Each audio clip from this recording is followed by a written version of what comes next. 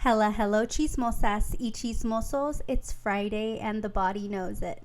Welcome back to Bay Area Housewife of True Crime, where I like to tell the stories of the real cucuys and lloronas of the world. I'm Audrey, a paralegal turned stay-at-home mom who loves true crime. The cases I cover are wild, topics may be triggering. Viewer and listener discretion is very strongly advised. The people mentioned are innocent until proven guilty in court. With all that being said, grab your hot Cheetos and let's get started on today's case. I'm not afraid to admit that I grew up in a household where government assistance was received. Like Cardi B said, from wick to lit. Today's case takes us to a real-life llorona who took advantage of families who would benefit from government assistance. A woman named Sheila from Help, a program who served low-income families and helped them with diapers, milk, and formula. Except Sheila was not real, and the real Project Help had no record of her. This case was requested on a previous live. Thank you, Mimi, for requesting I cover the kidnapping of Kevin Verville Jr. I will never be more honored than when people send me cases. Keep sending them my way. This case is so creepy and gave me full body chills. And if you're not following me on TikTok, make sure you do, because I randomly go live. Kevin Art Verville Jr. was abducted at just 17 days old from Southern California by a woman pretending to be a social worker on July 1st of 1980. This woman somehow convinced a young, freshly postpartum mother to get into a car with her for the purposes of driving to the office. When my baby was 17 days old, we were only 3 days into having her with us at home after she was in the NICU for 2 weeks.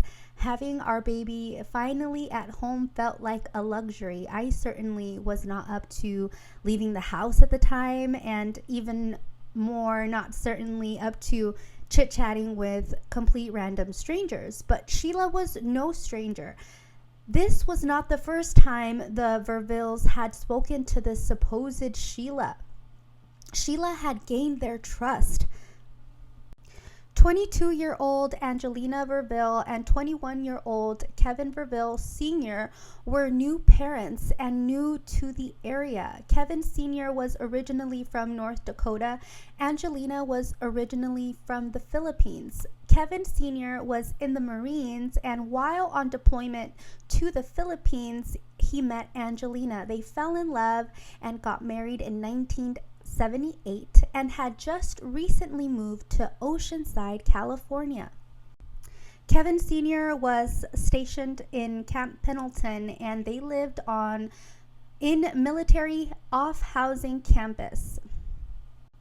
The housing complex was called Sterling Homes. Sterling Homes was a federal housing complex built in 1944. It sat just within the Oceanside city limits, with entrances on Lemon Street and Mission Avenue. It had over 600 units. The Vervilles was located on Bougainvillea Street. Sterling Homes no longer stands today. Kevin Art Verville Jr. was born on June 14th of 1980 at the Naval Hospital in Camp Pendleton.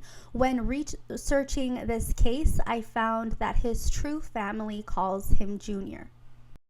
Junior was also an intensive care baby, as he suffered from jaundice, which is common, but otherwise he was a healthy baby.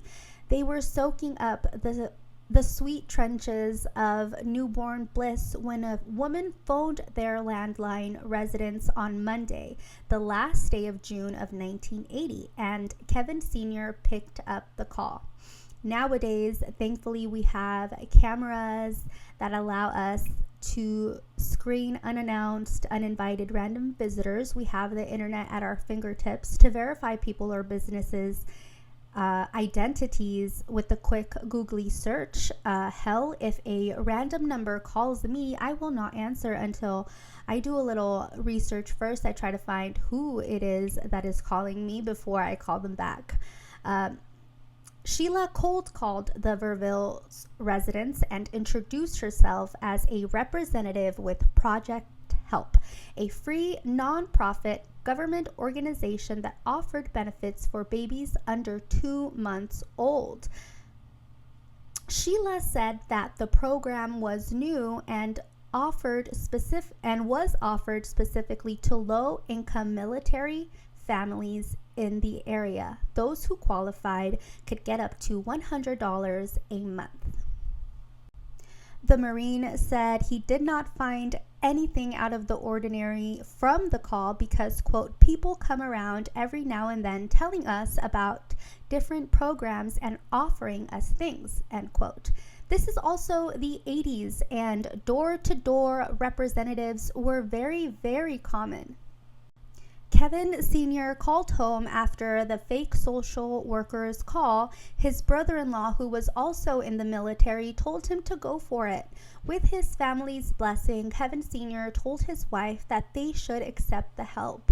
They had no way of knowing that this would be a detrimental decision that would shape their lives and generations to come forever.